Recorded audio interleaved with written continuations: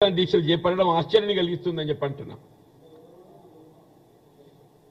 ఇవాళ రేవంత్ రెడ్డి గారి ప్రభుత్వం ఏదైతున్నదో ఈ టెలిఫోన్ ట్యాపింగ్ వ్యవహారం ఎంతవరకైతే వెలికి తీయడం జరగలేదో అంతవరకు పల్లెత్తు ఆ అంశంపై మాట్లాడనటువంటి భారతీయ జనతా పార్టీ నాయకులు ఇలా రాష్ట్ర పోలీసు అధికార యంత్రాంగం సమర్థవంతంగా ఇవాళ అందులో ప్రధాన పాత్రధారుడైనటువంటి రాధాకిషన్ రావుతోని కన్ఫెషన్ స్టేట్మెంట్ రికార్డు చేయించడం జరిగింది. మరి ఎవరెవరి టెలిఫోన్ ట్యాపింగ్ చేయడం జరిగింది, ఏ పరిస్థితుల్లో చేయడం జరిగింది, ఎవరి సూచనకు అనుగుణంగా చేయడం జరిగింది, అవన్నీ కూడా కన్ఫెషన్ స్టేట్మెంట్స్ అన్ని కూడా రికార్డు చేయించడం జరిగింది. వాళ్ళ ఇన్వెస్టిగేషన్ ఈజ్ ఇన్ ప్రోగ్రెస్. దాన్ని ఏదైతుందో ఏ విధంగా నిలువరింప చేయాలనే తలంపుతో ఏదైతుందో నిన్నటి పార్లమెంట్ ఎన్నికల్లో మనకు తెలియంది కాదు బీఆర్ఎస్ పార్టీ ఏ విధంగా బీజేపీకి కొమ్ము కాసిందో, ఏ విధంగా బీఆర్ఎస్ పార్టీ బీజేపీకి కొమ్ము కాసిందో దానికి ప్రతిగా బీజేపీ ప్రత్యుపకారం ఏదైతున్నదో బీఆర్ఎస్ అధ్యక్షుడు కేసీఆర్ గారిని ఈ నేరంకి వెళ్ళి బెయిల్అవుట్ చేయాలి, ఏ విధంగా కాపాడాలనేటువంటి ఒక తాపత్రయంతో ఈ అంశాన్ని పక్కదారి పట్టింపు చేయాలన్నటువంటి ఒక ఆలోచనతో ఈ నిరసన దీక్షలు చేస్తుంటే యావత్ రాష్ట్ర ప్రజానికే గమనిస్తుందని చెప్పి అంటున్నాను.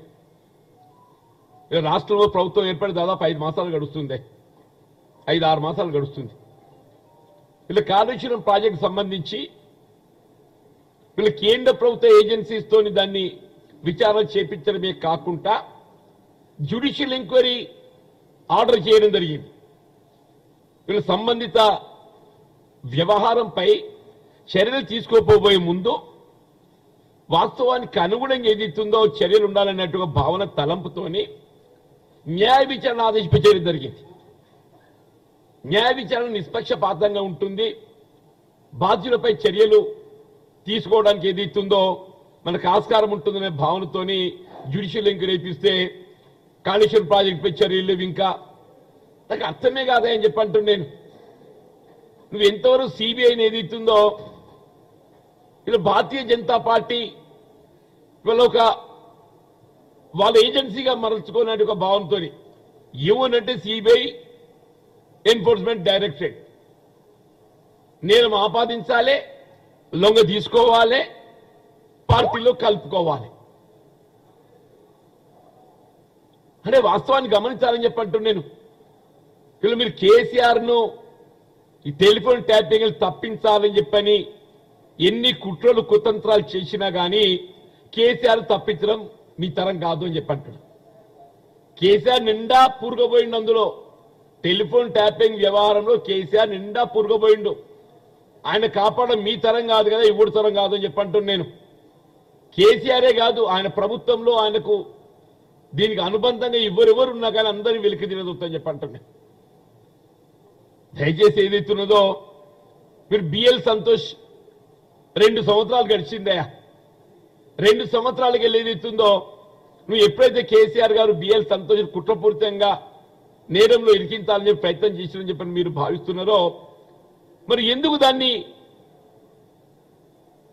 నిలువరింపజేయలేకపోయారు, ఎందుకు వాస్తవాలు వెలికి తీయలేకపోయారు అంటే మీ సమర్థత ఎంత కనబడుతుంది కదా. ఇవాళ ఏదైతున్నదో ఇవాళ భారతీయ జనతా పార్టీ కేంద్ర ప్రభుత్వ సమర్థత ఎంత అనేది కనబడుతుందని చెప్పి అంటున్నా. స్వయంగా మీ అధినాయకుడిని కేసులో ఇరికించే ప్రయత్నం చేయడం జరిగింది కుట్రపూరితంగా అని చెప్పని మీరు ఎప్పుడైతే భావిస్తున్నారో ఆ కుట్రలు ఛేదించి వాస్తవాలు వెలికి తీసే మరి ఇంతవరకు ఏదైతుందో మరి ఏ విధంగా ఫలితం కనపడతలేదని చెప్పి అంటున్నా. ఇది భారతీయ జనతా పార్టీ సమర్థతకు ప్రతీక అని చెప్పి అంటున్నా. వాళ్ళు ఇవాళ ఇవాళ కాంగ్రెస్ పార్టీ గురించి రేవంత్ రెడ్డి గారి గురించి మాట్లాడడం చూస్తుంటే ఆశ్చర్యం కలుగుతుందని చెప్పి అంటున్నా. దయచేసి ఏదైతుందో ప్రత్యర్థి మిత్రులు అన్నట్టు ఏదైతుందో రాజకీయంగా వీళ్ళ కాంగ్రెస్ పార్టీకి బీజేపీ ఏ స్థాయిలో ప్రత్యర్థిగా భావిస్తామో జాతీయ స్థాయిలో బీఆర్ఎస్ కూడా రాష్ట్ర స్థాయిలో అదే స్థాయిలో మేము ప్రత్యర్థిగా భావిస్తామని చెప్పంటాం. మీరు నిన్న పోరాటం ఏదైతుందో బీజేపీ బీఆర్ఎస్ ఇద్దరి సమదృష్టితో మేము ఎన్నికల్లో ఎదుర్కోవడం జరిగింది. కానీ ఆ రెండు రాజకీయ పార్టీలు కుట్రపూరితంగా ఏదైతుందో కాంగ్రెస్ పార్టీని ఎదుర్కొనే శక్తి లేక బీఆర్ఎస్ ఎట్లా నిర్వీర్యమైపోతుంది రాష్ట్రంలో. బీఆర్ఎస్ ఎట్లా రాష్ట్రంలో నిర్వీర్యం కాబోతుంది. జాతీయ స్థాయిలో ఎన్నడైనా మీకు అండగా నిలబడతామనేటువంటి భావన తలంపునిచ్చి కేసీఆర్ లొంగ తీసుకొని బీఆర్ఎస్ ఏదైతుందో వీళ్ళు బీజేపీకి అనుబంధ సంస్థగా మార్చుకున్నది. బీఆర్ఎస్ ను బీజేపీకి అనుబంధ సంస్థగా మార్చుకున్నది. దానికి ప్రతీక ఏదైతుందో వీళ్ళు టెలిఫోన్ ట్యాపింగ్ నుండి కేసీఆర్ ను రక్షించబడే విధంగా ఈ కొత్త డ్రామా తెరపైకి తీసుకొచ్చిందని చెప్పంటారు.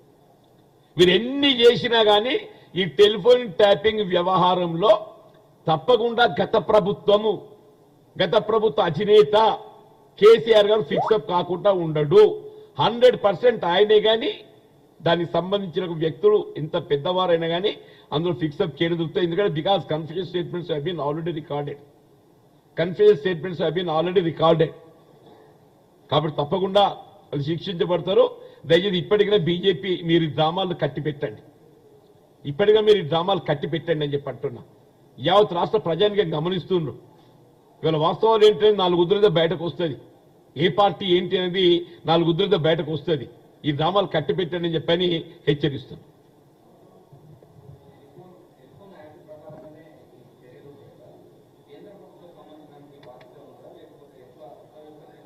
ఇప్పుడు కేంద్ర ప్రభుత్వానికి బాధ్యత లేదని మేము అనటం లేదు.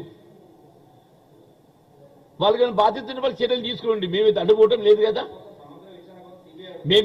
సమగ్ర విచారణ సమర్థవంతంగా రాష్ట్ర ప్రభుత్వం